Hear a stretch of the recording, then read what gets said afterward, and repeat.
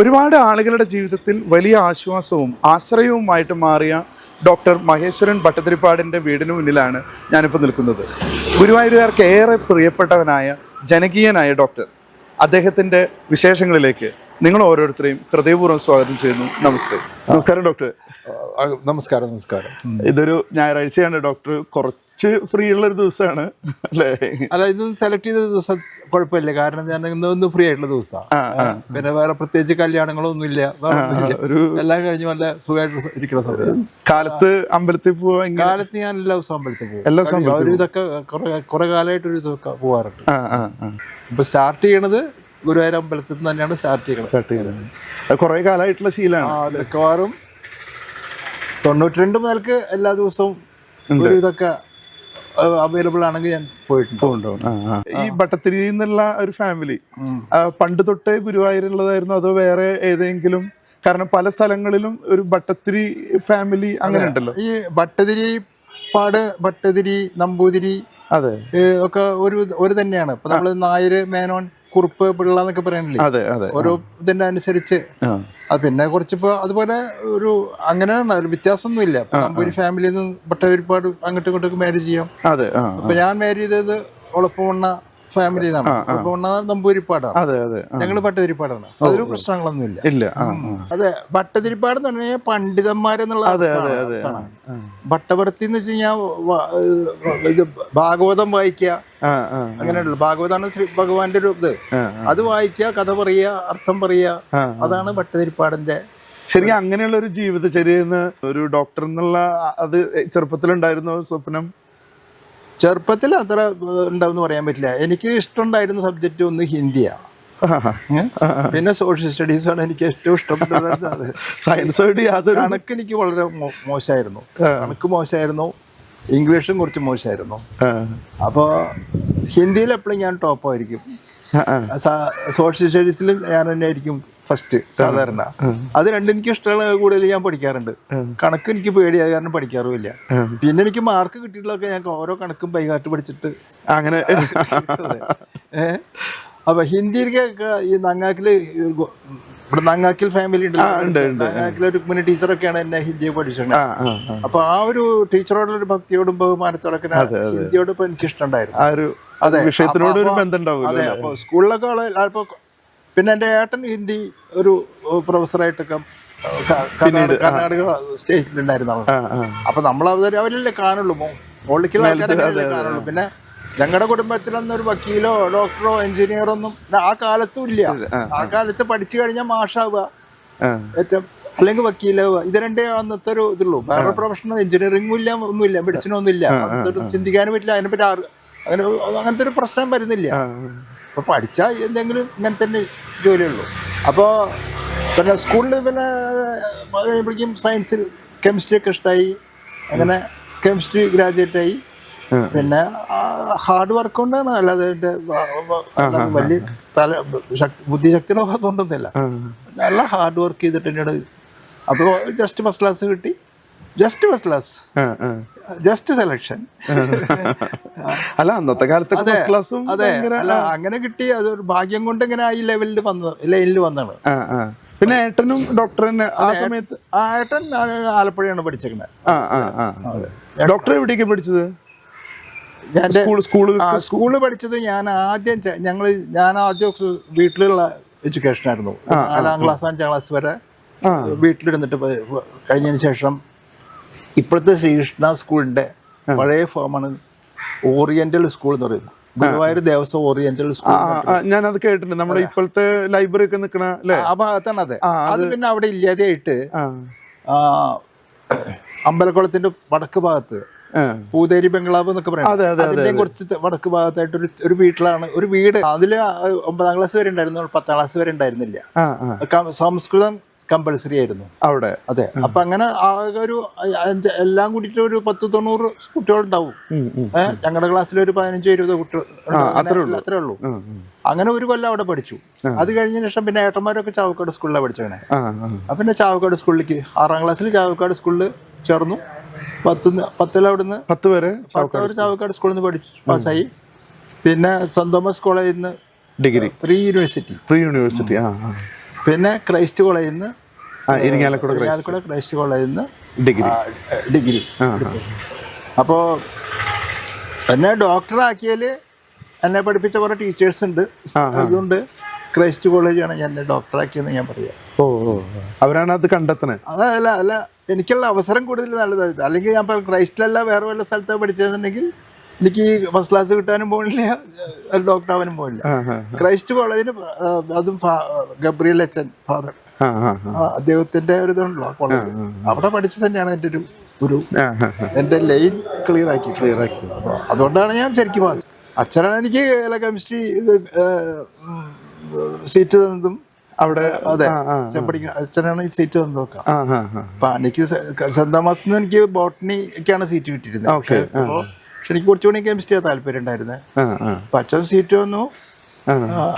അപ്പോ ഡോക്ടറാവാൻ കാരണം ക്രൈസ്റ്റിൽ പഠനമാണ്. പിന്നീട് അവിടുന്ന് പിന്നെ കാലിക്കറ്റ് മെഡിക്കൽ കോളേജിൽ.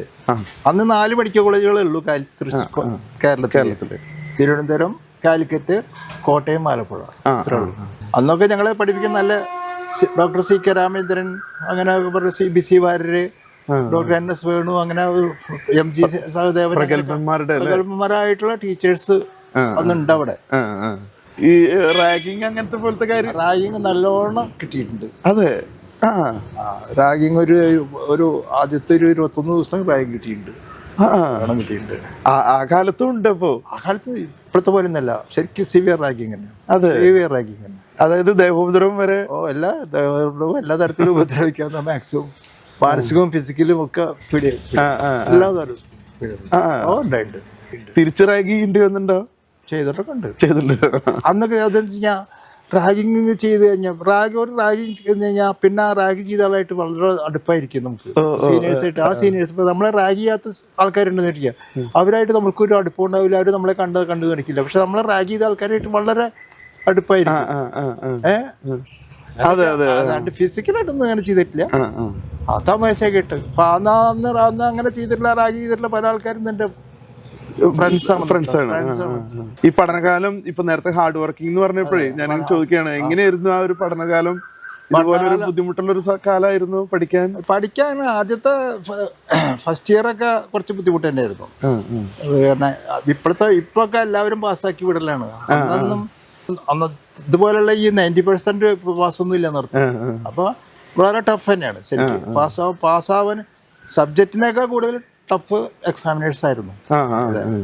അപ്പോൾ നല്ലോണം ഹാർഡ് വർക്കും പിന്നെ ദൈവത്തിന്റെ അനുഗ്രഹം കൊണ്ട് എല്ലാം തന്നെ ഉള്ളൂ. അതുകൊണ്ട് തന്നെ പാസ്സായതാണ്. പാസ്സായി കഴിഞ്ഞാൽ ഇത് കഴിഞ്ഞാൽ ഒരു 1 ഇയർ അവസരൻസി ഉണ്ട്. അപ്പോൾ ഒരു 3 മാസത്തെ അവസരൻസി പഠിക്കുക. പിന്നെ ഒരു 3 മന്ത്സ് ഞാൻ പാലക്കാട് ഡിസ്ട്രിക്ട് ഹോസ്പിറ്റലിലേക്ക് ഇഷ്ടപ്പെട്ടെടുത്തതാണ്. അവിടെ ഗൈനക്കോളജിയൊക്കെ അവിടെ നിന്ന് അടുത്ത് അവസരൻസി എടുത്ത. അതൊക്കെ കഴിഞ്ഞ് ഇവിടെ വന്നു കഴിഞ്ഞപ്പോൾ അന്നൊന്നും ജോലിക്ക് ഒന്നും ഞങ്ങളുടെയൊക്കെ 2-3 സീനിയേഴ്സ് കൊല്ലം സീനിയേഴ്സിന് വരെ ഉള്ള ആൾക്കാരൊക്കെ തന്നെ ഗവൺമെന്റ് പോസ്റ്റിംഗ് ഒന്നും കിട്ടിയിട്ടില്ല. അപ്പൊ ആദ്യത്തെ കുറെ മുമ്പുള്ള ആൾക്കാരുണ്ടല്ലോ, ഇപ്പൊ ഡോക്ടർ UC നമ്പൂരിയൊക്കെ ഫസ്റ്റ് ബാച്ചാണ്, മെഡിക്കൽ കോളേജത്തെ ഫസ്റ്റ് ബാച്ചാണ് നമ്പൂരി. അപ്പൊ അവരൊക്കെ പാസ്സായി പിറ്റേ ദിവസം ഓർഡറാണ് ഏതെങ്കിലും ഹോസ്പിറ്റലിൽ ജോയിൻ ചെയ്യാനായിട്ട്. അപ്പൊ ഞങ്ങളുടെയൊക്കെ ബാച്ചായപ്പോഴേക്കും അങ്ങനെ ഇല്ല, ജോബൊന്നുമില്ല, ഗവൺമെന്റ് ജോബൊന്നുമില്ല. അപ്പൊ അങ്ങനെ ഗുരുവായൂരണ്ട് കിഴക്കേ നടക്കില്ല ലൈറ്റിന്റെ അപ്പുറത്ത് ഇപ്പൊ സൺറൈസ് ലോഡ്ജ് നിൽക്കണം. അവിടെ ഒരു 73 ജൂലൈയിൽ 16-ാം തീയതിയാണ് ക്ലിനിക്ക് സ്റ്റാർട്ട് ചെയ്തത്. ദിവസം വരെ ദിവസം ഓർക്കണം. എന്തെങ്കിലും വേറെ പ്രത്യേകത ഉണ്ടോ ദിവസത്തിന്? അങ്ങനെ പ്രത്യേകം ഒന്നുമില്ല, പക്ഷെ പ്രധാനപ്പെട്ട ഒരു ദിവസം, ജീവിതത്തിലെ പ്രധാനപ്പെട്ട ദിവസമല്ലേ. അന്ന് ഗുരുവായൂരിലെ പ്രഗത്ഭന്മാരായിട്ടുള്ള അന്നത്തെ ആണല്ലോ CG നായര്, അങ്ങനെയുള്ള കുറെ വ്യക്തികളൊക്കെ അവരുടെയൊക്കെ ഒരു സാന്നിധ്യം, അല്ലാതെ സാന്നിധ്യം ഉണ്ടായിരുന്നു. CG നായരുടെ ഉള്ള സാന്നിധ്യം അങ്ങനെ തുടങ്ങി. അത് ഇപ്പോഴും ഇന്നലെ വരെ കണ്ടിന്യൂ ചെയ്തിട്ടുണ്ട്. വീടിനോട് ചേർന്നിട്ട് എപ്പോഴായിരിക്കും സ്റ്റാർട്ട് ചെയ്തത്? അതൊരു 92-ലായിരിക്കും. 92-ലാണ് ഞങ്ങള് ഈ സ്ഥലം പിന്നെ വാങ്ങിച്ചതാണത്. ഇത് അതുവരെയും നെമ്മിനിയിൽ തന്നെയായിരുന്നു. അതെ, നെമ്മിനിൽ അവിടുത്തെ ഏട്ടൻ വാസുദേവ മാഷ് എന്ന് പറയും, പട്ടേരി മാഷ് എന്ന് പറയും നാട്ടില്. അപ്പൊ സൈമാഷായിട്ടൊക്കെ വളരെ കണക്റ്റഡ് ആയിട്ടുള്ള ആൾക്കാരാണ്. അപ്പൊ ഏട്ടൻ ശ്രീകൃഷ്ണ സ്കൂളിൽ മാഷാണ്, സയൻസ് മാഷാണ്. അപ്പൊ ഞങ്ങൾ ഒന്നിച്ചു വരും, ഒന്നിച്ച് പോവും. ഓ അങ്ങനെയായിരുന്നു. അതെ, ഒന്നിച്ച് സ്കൂളിൽ നിന്ന് അല്ലെ വരും, ഞാൻ ക്ലിനിക്കിലേക്ക് പോകും, ഏട്ടൻ സ്കൂളിലേക്ക് പോകും, തിരിച്ചേട്ടൻ ഞങ്ങൾ ഒന്നിച്ച് മടങ്ങി പോവും. അപ്പൊ അങ്ങനെ ഒരു ലൈഫായിരുന്നു. പിന്നെ അപ്പോൾ ഈ ഒരു പാടം വാങ്ങിച്ച് പാടം തൂർത്ത് പണിത് അങ്ങനെയാണ് ഇവിടെ അപ്പൊ അതിനെ കുറച്ചുകൂടി എളുപ്പമായില്ലോ. ഡോക്ടർ ഒരു സ്കൂട്ടർ ഉണ്ടായിരുന്നു എന്നാണ് എന്റെ ഒരു ഓർമ്മ. സ്കൂട്ടർ അന്നും എന്റെ വാഹനം സ്കൂട്ടർ തന്നെയാണ്. ഡോക്ടറുടെ ഒരു പ്രത്യേകത ഗുരുവായൂരിന്റെ ഒരു ജനകീയ ഡോക്ടർ എന്നൊക്കെ വേണമെങ്കിൽ പറയാം. കാരണം ആർക്കും ഏത് സമയത്തും അപ്രോച്ച് ചെയ്യാവുന്ന ഒരു ഡോക്ടറായിട്ടാണ്. ഭഗവാന്റെ കാര്യം, കാരണന്മാരുടെ കാര്യം പറയാൻ പറ്റും. എങ്ങനെയാണ് അങ്ങനെ ഒരു ഈവൻ പൈസ വാങ്ങുന്ന കാര്യത്തിലാണെങ്കിലും ഒരു ഫീസ് ഒന്നുമില്ല, ഫീസ് തന്നില്ലെങ്കിലും കുഴപ്പമില്ല, ഇത്ര പറഞ്ഞു മേടിക്കുന്ന ഒരു ഇതില്ല അല്ല. അതുകൊണ്ട് തന്നെ എല്ലാ ആളുകൾക്കും അല്ലെ ഡോക്ടറെ അടുത്ത് വരാവുന്ന, അതെന്താ അതിന് അങ്ങനെ ഒരു പ്രചോദനം ഡോക്ടർ? അങ്ങനെ അതൊരു സാധാരണ ഡോക്ടർ എന്നൊക്കെ പറയുമ്പോൾ കുറച്ച് പൈസ ഞാൻ സിമ്പിളാണ് ശരിക്കും. എനിക്ക് പ്രത്യേകിച്ച് വലിയ ആവശ്യങ്ങളൊന്നും ഇല്ല. ആവശ്യങ്ങളുണ്ടെങ്കിലാണല്ലോ ഇതൊക്കെ വരിക. ഒരു പൈസൊന്നുമില്ല. പിന്നെ എനിക്ക് ആകെയുള്ള ഏതാണ്ട് പെന്നുണ്ടായാൽ മതി. പെന്ന് അഥവാ പെന്നും ഷേവ് ചെയ്യാനുള്ള ബ്ലേഡും ഷർട്ടും തുണി പാൻസും ഒക്കെ ഉണ്ടായി കഴിഞ്ഞാൽ അതൊക്കെ എനിക്ക് അന്നത്തെ ഗൾഫിലുള്ള ആൾക്കാർ ഓരോരുത്തർ കൊണ്ടുവന്ന് തരും. ഇപ്പോൾ വല്ലാശ്ശേരി വേലായുധൻ ഇടയ്ക്കിടയ്ക്ക് പോയി ഗൾഫ് വരുമ്പോൾ പെന്ന് കൊണ്ടുവരും. ആരെങ്കിലും ഒരാളുമ്പോൾ ഷേവിങ്സ് ബ്ലേഡ് കൊണ്ടുവരും. പിന്നെ ഷർട്ടിൻ്റെ തുണി, പാൻറ്റിൻ്റെ തുണി, അങ്ങനെയുള്ള എന്തായാലും എല്ലാ ഇടയ്ക്ക് കൊണ്ടുവന്നിട്ടപ്പോൾ ഒരു അനവധി കൊല്ലം എനിക്ക് ഷർട്ടിൻ്റെ പാൻറ്റിൻ്റെ തുണിയൊന്നും എടുക്കേണ്ടി വന്നിട്ടില്ല. ഇപ്പോഴും ചില ആൾക്കാർ ഇപ്പോഴും പഴയ ഓർമ്മ വെച്ചിട്ട് കൊണ്ടുവരാറുണ്ട്. അപ്പൊ അങ്ങനെ പിന്നെ ആവശ്യങ്ങളൊന്നും ഇല്ല. പിന്നെ വലിയ മറ്റുള്ള തരത്തിലുള്ള ഇൻട്രസ്റ്റുകളൊന്നും ഇല്ല. വലിയ വീട് യാതൊരു ആവശ്യമില്ല. ആയിരക്കണക്കിന് മനുഷ്യരുണ്ടാവും ഡോക്ടറെ അടുത്ത് വന്നത്. കാരണം ഈ ആയിരക്കണക്കിന് ആൾക്കാർക്ക് 10,000-കണക്കിന് കഥയുണ്ടാവും എനിക്ക് തോന്നിയിട്ടുണ്ട്. കാരണം ഓരോരുത്തരുടെയും ജീവിതത്തിൽ ഡോക്ടർ അത്രയും ഇമ്പോർട്ടൻ്റ് ആണ്. ഈ ചില പറയില്ല വഴി അടയുമ്പോഴാണ് ഇവിടെ വരണത്. അങ്ങനെ വരുന്നവർക്ക് പലപ്പോഴും ഞാനിങ്ങനെ കണ്ടിട്ടുണ്ട് ഡോക്ടർ ഇങ്ങനെ രോഗത്തിന് ഇങ്ങനെ വരച്ച് കാണിക്കാറുള്ളത്. ഈ ജംഗ്ഷനിൽ നിന്ന് ഇവിടേക്ക് വരുമ്പോൾ ഇവിടെ ബ്ലോക്കായി എന്നൊക്കെ പറഞ്ഞിട്ട് ഒരു പ്രത്യേകതയില്ലേ ഡോക്ടറുടെ ചികിത്സയ്ക്കും? അല്ലെങ്കിൽ വളരെ സിമ്പിളാണ് ഈ രോഗത്തിന്റെ കാരണം പറഞ്ഞു കൊടുക്കാനും. അത് ഞാൻ ഡോക്ടർ OP കപൂർ എന്ന് പറഞ്ഞൊരു ബോംബെയിലത്തെ ഒരു പ്രഗത്ഭനായിട്ടുള്ളൊരു ഡോക്ടറുണ്ട്. അദ്ദേഹത്തിൻ്റെ ഗൈഡ് ടു ജനറൽ പ്രാക്ടീഷണേഴ്സ് എന്നൊരു ബുക്കുണ്ട്. അദ്ദേഹം 2-3 വാളിയംസ്. അപ്പം അതിലൊക്കെ എല്ലാ സൂക്കേടുകളും എങ്ങനെയാണ് കൈകാര്യം ചെയ്യേണ്ടത് എന്നുള്ളതൊക്കെ മെഡിക്കൽ കോളേജിൽ നമ്മൾ തിയറിറ്റിക്കലായിട്ടല്ലേ പഠിക്കുന്നത്. പിന്നെ പിന്നൊക്കെ സ്വയല്ലേ പഠിച്ചു പോയി സ്വന്തം ചില തെറ്റുകളിൽ നിന്ന് നമ്മളത് പഠിക്കണു. അപ്പം എന്നെ ആ ഗൈഡ്സ് ടു കപൂർ, ഡോക്ടർ കപൂറിൻ്റെ ഗൈഡ് എന്നെ നമുക്ക് സഹായിച്ചിട്ടുണ്ട്. വരുന്ന രോഗികൾക്ക് എന്താ രോഗം എന്നുള്ളത് പറഞ്ഞു കൊടുത്ത് അവർക്ക് മനസ്സിലാക്കാൻ ആഗ്രഹിക്കുന്ന ആൾക്കാർക്ക് മനസ്സിലാക്കി കൊടുക്കണം എന്നുള്ളത്. അതെ, കൺഫ്യൂഷൻ. അപ്പോൾ എൻ്റെ അടുത്ത് വരുന്ന ഡോക്ടർമാർ പല പേഷ്യൻസും ചികിത്സ കിട്ടുന്നതിനൊക്കെ കൂടുതലൊരു അഡ്വൈസ്, എവിടെ പോകണ്ടേ, ആരെ കാണിക്കണം എന്നുള്ളത് അങ്ങനെ അതിനും വരുന്ന ആൾക്കാരും ഉണ്ട്. അതെ, ജനങ്ങൾ എന്നോട് അങ്ങേയറ്റം സഹകരിച്ചിട്ടുണ്ട്. അതുകൊണ്ടാണ് എനിക്ക് ഈ വിജയം. ഇപ്പം എൻ്റെ മുഖത്ത് നോക്കിയിട്ട് വളരെ എനിക്ക് ഇഷ്ടപ്പെടാത്ത തരത്തിലുള്ള പെരുമാറിയിട്ടുള്ള ആൾക്കാർ ഇല്ലാന്ന് ഞാൻ പറയില്ല. കാരണം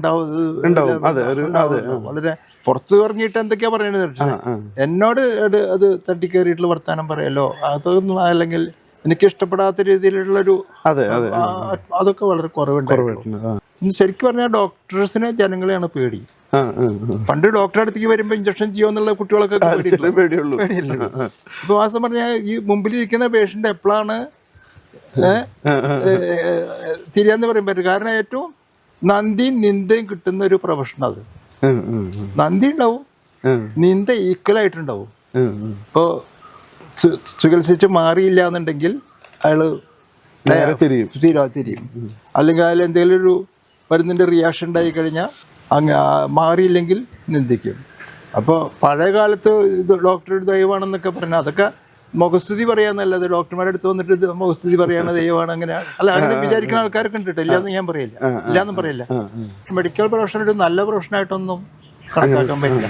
പിന്നെ പണം ഉണ്ടാക്കാനുള്ള പ്രൊഫഷനായിട്ടും കണക്കാക്കാൻ പറ്റില്ല സാധാരണ നിലയ്ക്ക്. അതിനേക്കാളൊക്കെ ഏറ്റവും നല്ല വേറെ പ്രൊഫഷനാണെന്ന് ഒരു ഒരു തെറ്റിദ്ധാരണയാണ്. ഡോക്ടറായി കഴിഞ്ഞ് കഴിഞ്ഞാൽ ഭയങ്കര പൈസ കിട്ടും. അപ്പോൾ അങ്ങനൊന്നുമില്ല. പിന്നെ അങ്ങനെ കൊയ്യുന്ന ഡോക്ടർമാരൊക്കെ ഉണ്ടാവും.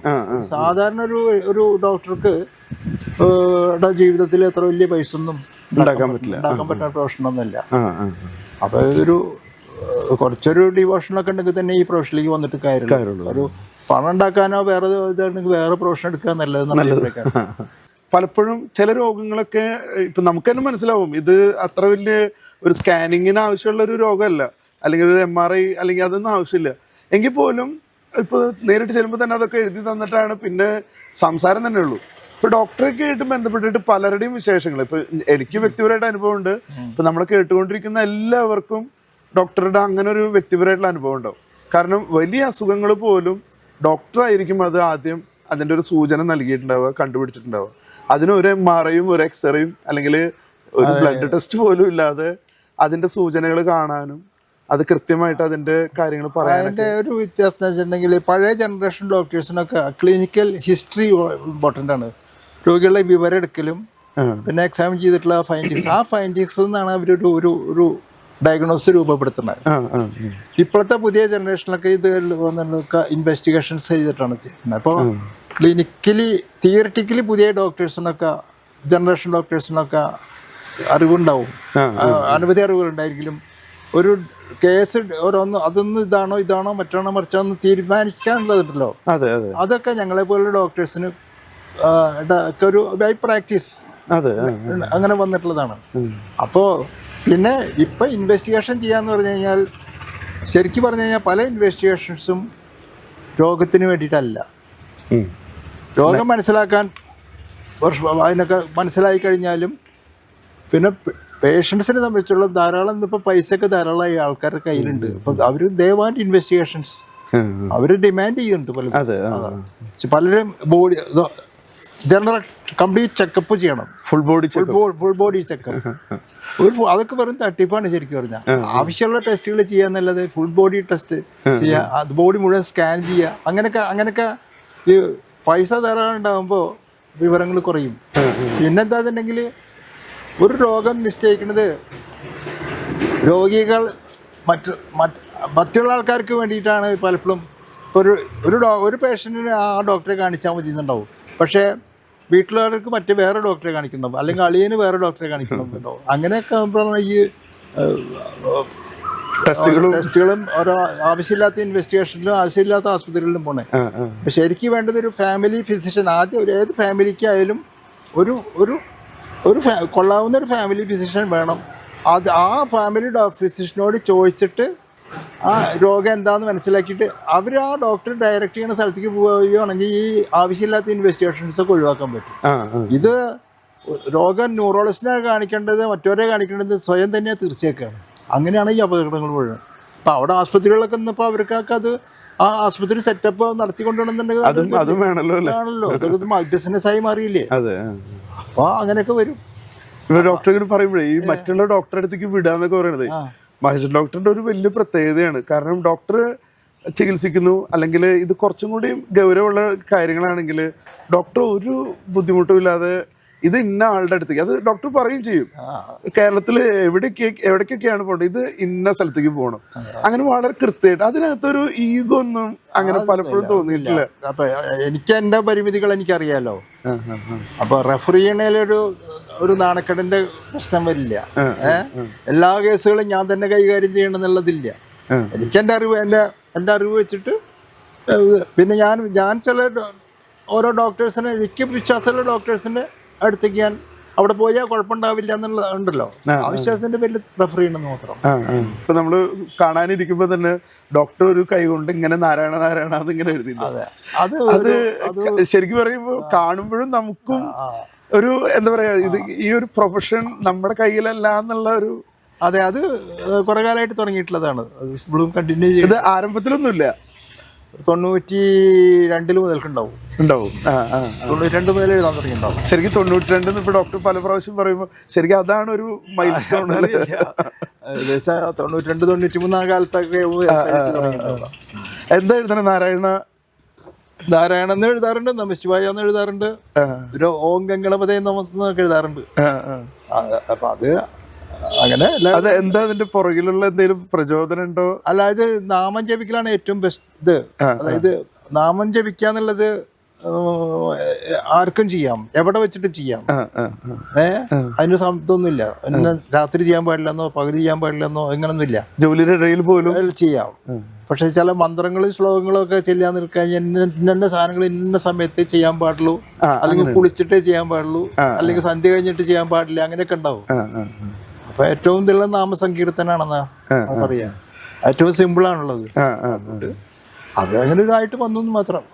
അവർ ഡോക്ടർ വളരെ ശാന്തമായിട്ടാണ് എല്ലാവരോടും പെരുമാറുന്നത് കണ്ടിട്ടില്ല. ഇപ്പൊ ചില ഡോക്ടർമാരൊക്കെ ഭയങ്കര ചെല്ലുമ്പോ തന്നെ വരണ്ടിയിരുന്നില്ല എന്ന് തോന്നുന്ന പോലത്തെ, എപ്പോഴെങ്കിലും ഒക്കെ ദേഷ്യപ്പെടേണ്ടി വന്നിട്ടുണ്ടോ ഡോക്ടർക്ക്? ദേഷ്യപ്പെടലൊക്കെ കുറേശ്ശെ വരാറുണ്ട്. കാരണം എനിക്ക് പ്രിസ്ക്രിപ്ഷൻ ഇല്ലാതെ വരുമ്പോ, പഴയ പ്രിസ്ക്രിപ്ഷൻ ഇല്ലാതെ വരുമ്പോഴേ ചിലപ്പോ ഒരു ബന്ധമില്ലാത്ത പോലെ അല്ല, പഴയ പ്രിസ്ക്രിപ്ഷൻ അതുണ്ടെങ്കിലല്ലേ നമുക്ക് ഉള്ളൂ. അപ്പൊ ആദ്യമൊക്കെ അങ്ങനെയൊക്കെ പ്രിസ്ക്രിപ്ഷൻ ഇല്ലാതെയൊക്കെ വരുമ്പോഴൊക്കെ ഞാൻ കുറച്ചൊരു വിഷമമൊക്കെ ഉണ്ടായിരുന്നു. പിന്നെ തോന്നി അതൊന്നും വേണ്ട, നമ്മൾ ദേഷ്യപ്പെട്ടിട്ട് കാര്യമില്ല, നമ്മുടെ അഡ്രിനലിൻ കൂടി ചിലവാകുക മാത്രമേ ഉള്ളൂ. ഒരു പേഷ്യന്റിനോട് നമ്മൾ ദേഷ്യപ്പെട്ട് പറഞ്ഞയച്ചു കഴിഞ്ഞാൽ, അല്ലെങ്കിൽ ഒരു പേഷ്യന്റിനെ നമ്മൾ ഒരു എന്തെങ്കിലും ഇതായിട്ട് അയാൾ പോയി കഴിഞ്ഞാൽ പിന്നെ അതിൻ്റെ ബുദ്ധിമുട്ട് അയാൾ മറന്നുണ്ടായിരിക്കും, പക്ഷെ നമ്മൾ മറക്കില്ല. പിന്നെ ആ ദിവസം മുഴുവൻ നമുക്ക് ബുദ്ധിമുട്ടാവും. അപ്പൊ അതൊക്കെ കൊണ്ട് ഒഴിവാക്കിയാൽ നല്ലതോ. അപ്പൊ പരാതിയും പരിഭവവും ആഗ്രഹങ്ങളൊന്നും ഇല്ലാന്നുണ്ടെങ്കിൽ വലിയ പ്രശ്നങ്ങളൊന്നും ഇല്ലാതെ ജീവിച്ചു പോവാം. ശരിക്കും ഈ ഡോക്ടർക്ക് വേറെ സ്വപ്നങ്ങൾ എന്തെങ്കിലും? പറ്റാവുന്നിടത്തോളം കാലം പ്രാക്ടീസ് ചെയ്യണം. എൻ്റെ ബ്രദറിലും ഉണ്ടായിരുന്നു നവീസ് നോമർ, MC നമ്പൂരിപ്പാട് പോളിക്ലിനിക്കിന്റെ, തൃശ്ശൂർ പോളിക്ലിനിക്കിന്റെ മാനേജിങ് ഡയറക്ടർ ആയിട്ടുള്ളത് എൻ്റെ ബ്രദറിലാണ്. അദ്ദേഹം പറഞ്ഞിട്ടുണ്ട് വയസ്സാവും പക്ഷെ വയസ്സനാവരുതെന്ന്. അപ്പോൾ അദ്ദേഹം ശരിക്ക് 92ാമത്തെ വയസ്സിലും കൂടി അദ്ദേഹം രാവിലെ പോളിക്ലിനിക്ക് പോയിട്ട് അദ്ദേഹത്തിന്റെ ഡ്യൂട്ടി ചെയ്തിട്ടുള്ള ആളാണ്. അന്ന് രാത്രിയാണ് മരിച്ചത്. അദ്ദേഹമാണ് എൻ്റെ ഒരു റോൾ മോഡല്. പിന്നെ ഉള്ളൊരു റോൾ മോഡല് ഗബ്രിയേൽ അച്ഛനാ. അച്ഛൻ 100 വർഷം കഴിഞ്ഞിട്ടും ഉഷാറായിരുന്നു. മരിക്കുന്നവരെ ആ ബന്ധം ഉണ്ടായിരുന്നു? അല്ല, ബന്ധമൊന്നും ഇല്ല, പക്ഷെ അതിങ്ങനെ ഈ മനസ്സിൽ അച്ഛനെ കാരണം അദ്ദേഹം വെരി വെരി വെരി ഗ്രേറ്റ്.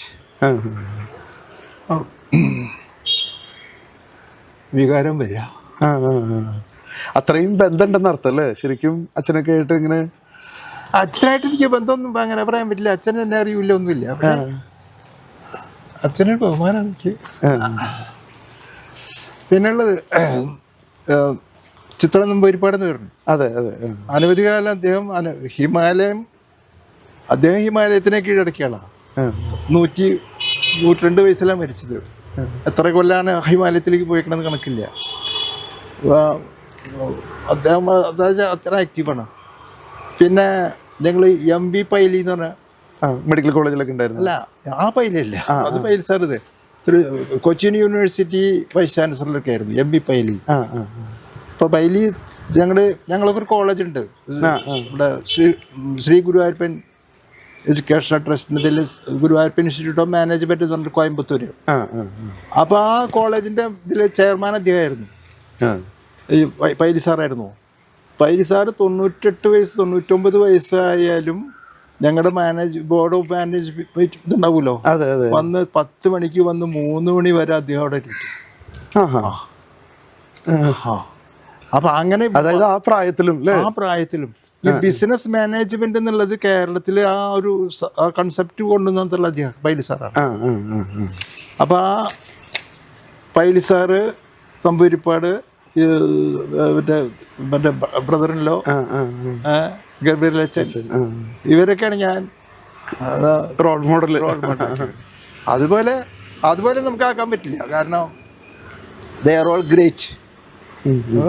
എല്ലാം അവരുടേതായിട്ടുള്ള ഫീൽഡിൽ അവർ കഴിഞ്ഞിട്ട് ഇനി വേറെ ആളുള്ളൂ, യാതൊരു അംശമില്ല. അത്രയൊന്നും ആർക്കും എത്തിയിട്ടില്ല. നമുക്ക് അത്രയ്ക്കും നമുക്ക് എത്തണ്ട, അല്ല അവരൊരു മോഡലായിട്ട് നമ്മൾ പോകാൻ നോക്കും. ഡോക്ടറെ കുടുംബത്തെ പറ്റി അച്ഛൻ, അമ്മ, സഹോദരങ്ങള്, മക്കള്, ഭാര്യ? അച്ഛനും അമ്മയൊക്കെ മരിച്ചിട്ട് കുറെ കൊല്ലങ്ങളായി. അച്ഛൻ 2 മാരേജ് ഉണ്ട്. മൂത്ത 3 ബ്രദേഴ്സ്, ഒരു സിസ്റ്ററുണ്ട്. പിന്നെ ഞങ്ങളുടെ ഇതില് 4 ബ്രദേഴ്സ്, ഞാനടക്കം ഒരു സിസ്റ്ററുണ്ട്. അതിലിപ്പോ ഞാനും ഒരു ബ്രദർ മാത്രമേ ഇപ്പൊ ഉള്ളൂ. അവിടെ നിങ്ങൾക്കൊക്കെ അറിയാവുന്ന ഭട്ടതിരിപ്പാട് മാഷും കൃഷ്ണൻ ഡോക്ടറാണ് അതെ അതെ, അവരാണ് എൻ്റെ. പിന്നെ ഒരു സിസ്റ്ററുണ്ട്.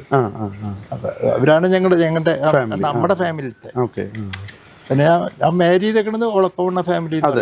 അവര് മണ്ണാർക്കാടാണ് അവരുടെ ഫാമിലി. അവരുടെ സെറ്റിൽ കവി ഒളപ്പമണ്ണയുടെ ഒക്കെ സെയിം ഫാമിലി. കവി ഒളപ്പമണ്ണ, OMC നമ്പൂരിപ്പാട്, പിന്നെ OM മനുജൻ, ആൾക്കാരൊക്കെ സാഹിത്യം ഒക്കെ ആയിട്ടുള്ള കഥകളിയും സാഹിത്യമൊക്കെ ആയിട്ട് ഫാമിലിയാണത്. വൈഫ് ഗ്രാജുവേറ്റ് ആണ്, ജോലിക്കൊന്നും പോയില്ല. മകൻ ഡെർമറ്റോളജിസ്റ്റ് ആണ്, ചാവക്കാടുണ്ട്. രോഹിത്. മകള് MSc ബയോടെക്നിക്കൊക്കെ പഠിച്ചു. പിന്നെ ജോലിക്കൊന്നും പോയില്ല. അവര് ഹൈദരാബാദിൽ സെറ്റിൽ. അവർക്ക് 2 ആൺകുട്ടികളുണ്ട്. മകനുണ്ട്. പിന്നെ മകൻ്റെ വൈഫ് ഇവിടെ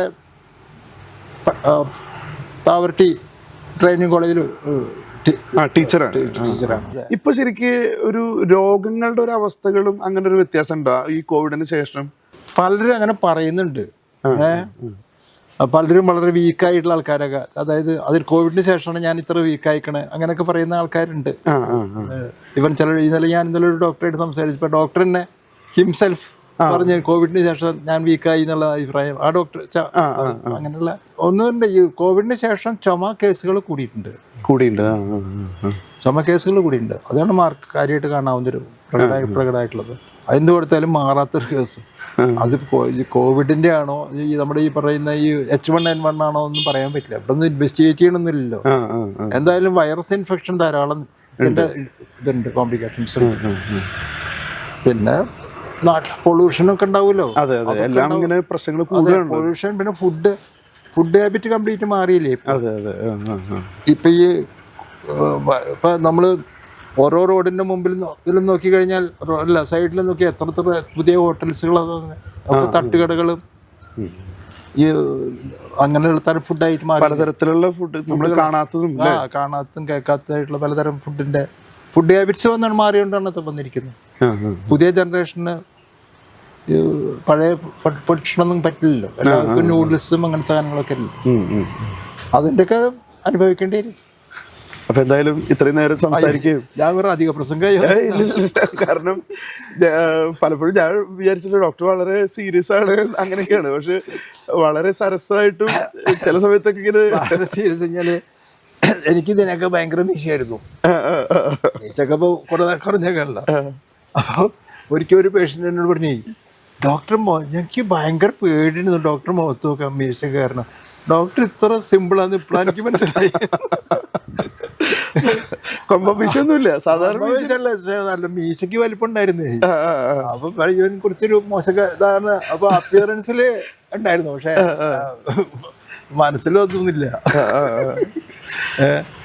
പക്ഷെ അപ്പിയറൻസ് വേണല്ലോ ചിലപ്പോ, അല്ലെ? അതെ അതെ, ഒരു ഗൗരവം തോന്നിപ്പിക്കാറില്ലേ ഒരു ഡോക്ടർ പറയുമ്പോ, ഒരു ഡോക്ടറുടെ ഒരു ഗൗരവം. അതെ, അല്ല ഡോക്ടറല്ല, ലോകത്തിൽ ജീവിക്കണമെങ്കിലേ കുറച്ച് അപ്പിയറൻസ് കഴിച്ചില്ലാവാൻ അപ്പിയറൻസ് വേണ്ട. ഞങ്ങളൊക്കെ ഫൈനൽ ഇയർ പഠിക്കുമ്പോഴാണ് ഈ കൃതാവ് എന്നൊക്കെ പറഞ്ഞ സാധനം ഉണ്ടല്ലോ. ഇപ്പൊ കൃതാവ് എന്ന് പറഞ്ഞില്ല, ഈ മറ്റേ ഹിപ്പികള് എന്നൊക്കെ പറഞ്ഞ അതുപോലെ കുറച്ച് പാട്ടുകാരൊക്കെ ഉണ്ടായിരുന്നല്ലോ അമേരിക്കയിലൊക്കെ. അല്ല, അങ്ങനത്തെ ആ സ്റ്റൈലൊക്കെ ആയിരുന്നു. ഡോക്ടർ അങ്ങനെയൊക്കെ ചെയ്യാറുണ്ടോ? അല്ല, അതിന്റെ ഇടയിൽ മീഡിയം. അതെ, ഞങ്ങള് കോളേജ് ചേർന്ന സമയത്ത് ഫാഷൻ എങ്ങനെ വെച്ച് കഴിഞ്ഞാൽ pointed shoe pointed, maximum tight pant, പിന്നെ കുരുവിക്കൂട് പോലെ ഇവിടെ ഒക്കെ ഉണ്ടാവും, ഒരു ലേശം ഇങ്ങനെ മുമ്പിലേക്ക് ഇത് ടൈറ്റ് ഷർട്ട്. ഇതാണ് അന്നത്തെ ഫാഷൻ. ഇപ്പൊ MBBS ഫസ്റ്റ് ഇയർ ഒക്കെ ആണെന്നുണ്ടെങ്കിൽ ഇതാണ് ഫാഷൻ. ഫൈനൽ ഇയർ ആയപ്പോഴേക്കും ബെൽ ബോട്ടം പിന്നെ ഹിപ്പി തലമുടി ഇത്ര കൃതാവ്, നേരെ ഓപ്പോസിറ്റ്. ആയിരുന്നു. ഒരു 5 കൊല്ലം കൊണ്ടുള്ള ട്രാൻസ്ഫോർമേഷൻ. അപ്പൊ ഇത്രയും നേരം സംസാരിക്കുകയും ഷെയറിങ് ചെയ്ത വിശേഷങ്ങൾക്ക് വലിയ ഉപകാരം. വലിയ ഉപകാരം. ഞാനത് നന്ദി.